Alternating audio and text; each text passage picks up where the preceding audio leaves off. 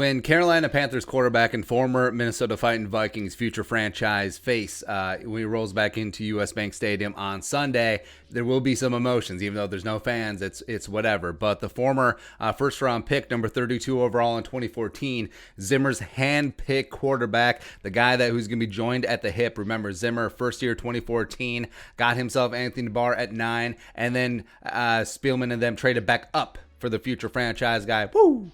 Getting Teddy Bridgewater. Still get chills. And I know Teddy was a little bit polarizing. He's a noodle arm quarterback. Yeah, I got the quarterback with the noodle arm. Shut up. But of course, the accuracy as well as ability to read defenses and adjust, and as well as leadership intangibles were through the roof. That's what is more important for a quarterback. Or, hey, is Jeff George really good? Yeah. Or how about Cutler? Cool. Awesome. And, well, what about the 14 touchdowns, 9 picks? It's almost like he was a first and second year quarterback. It's crazy. Also, it's almost like that's how Zimmer wanted to play offense, and that was his prime directive to Norv Turner. Run the ball and then distribute it. Do not make mistakes. And, of course, Teddy, like we said, young quarterback, 9 picks, it's whatever. Norv as well imposed on him. The whole I formation is like, oh, we got Adrian Peterson back. We got to use Adrian. We got to use him, blah, blah, blah, blah, blah, blah, blah. Versus the shotgun spread, which is Teddy's bread and butter going back to Louisville. It's almost like Teddy just had to be jammed into Norv's system as opposed to the other way around. Good coaches cater their scheme to their talent. Look at Bill Walsh back in the day, as opposed to Norv just like, hey, just go out here and be Phillip Rivers. Hey, do that. Cool. Plus, look at Teddy's weapons when he was here, 2014, 2015. Thielen didn't break out until 2016. That's when he had his near 1,000-yard season. Diggs was a rookie 2015. He was a healthy scratch the first 3 weeks. So they didn't even let him play. He did certainly all right with number 5. Teddy's wide receivers were Charles Johnson, Mike friggin' Wallace, and Cordero and Jarius Wright. Awesome. Also, by the way, his tackles were Matt Khalil and TJ Clemmings. So I don't want to hear about it. Right. And also, the Vikings offense, those 2 years when Teddy was starting, it was like this. Adrian first down, runs for 1. Adrian second down, -1, and second and 9. Teddy's incomplete on 3rd and 10. What's wrong with Teddy? That's how it was every single friggin' time. You could set your watch to it, right? Norv Turner's arrogance, just trying to shoehorn Teddy into his Air Coryell vertical passing game instead of catering to Teddy Bridgewater, whose strengths are accuracy, intermediate distributor. It just really set back Teddy's career. It's really unfortunate. And also, man, I remember Teddy at Louisville because Louisville will play a lot on Thursdays. So you'd be watching Thursday Night Football, then all of a sudden you see, oh, you see what Teddy's doing. Oh, big-time comeback win against Blake Bordelais and Central Florida. Woo! And he was just an absolute baller. Big-time onions-type throws in high-leverage situations. Oh, Louisville's down with 2 minutes left, and Teddy's got the ball. Louisville wins. Go Cardinal. Also, just throwing dimes at Devontae Parker. Did you know he played in college with Teddy? Yeah. And Teddy, frankly, was the second guy that I watched in college that I, for sure, standing on the table, like, hey, that guy I want on my team. First was Randy Moss, just 97 Marshall University. Come on, that was a lot of fun.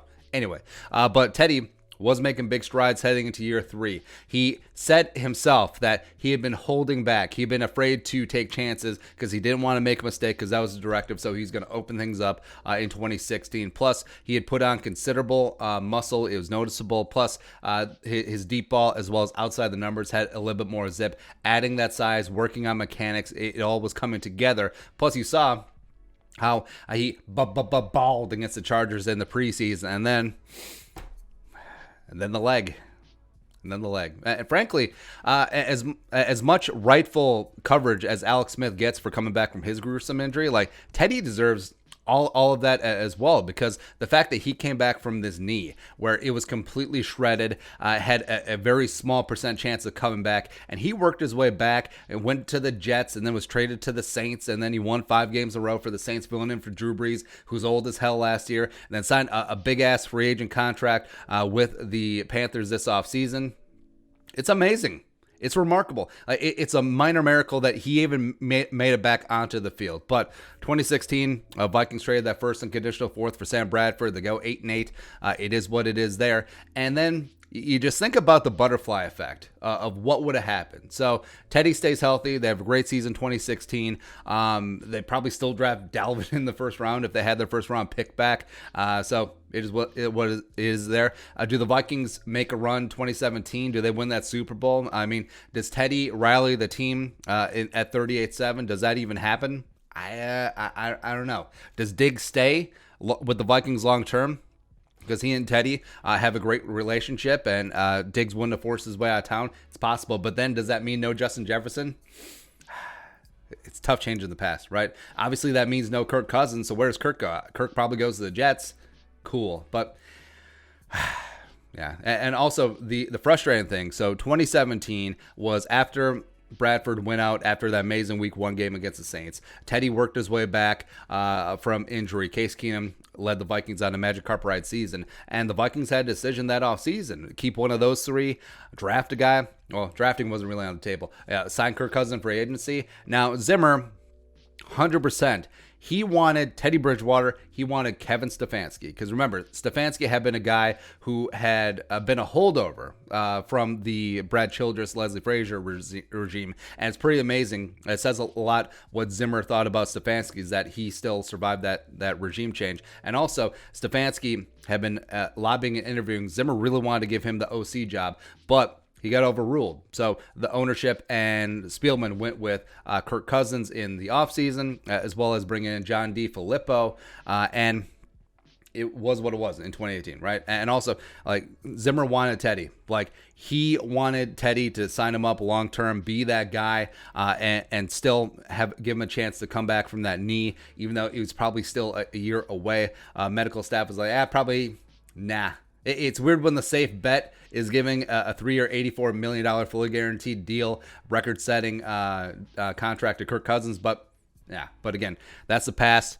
Can't change it, but it's fun to look back what could have been, right? But Teddy is in a phenomenal spot with Matt Rule, as well as especially with Joe Brady. So Joe Brady is their OC. If you remember, he was the passing game coordinator for LSU last year. Joe Burrow, Jamar Chase, and as well as some guy named Justin Jefferson. Yeah, that guy worked pretty good. But what Brady is doing is catering to the strengths of Teddy Bridgewater. So running that spread, going 3 wide, letting Teddy make calls at the line of scrimmage, it's phenomenal. And Carolina is going to be scary next year if and when McCaffrey gets back and beyond. Because I think that's a phenomenal spot. I think that Teddy could be the quarterback of the future for Matt Rule and the Panthers.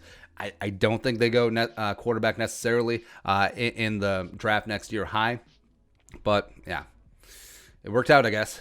I guess it did work out. I mean, Vikings fans still love Teddy. Yeah, the reception that he got in that 2017 game when the Vikings were up big, and then Case Keenum went to the bench, and they gave Teddy a couple of snaps. I mean, it was, you got chills, man. You got chills. Also, hey, Teddy.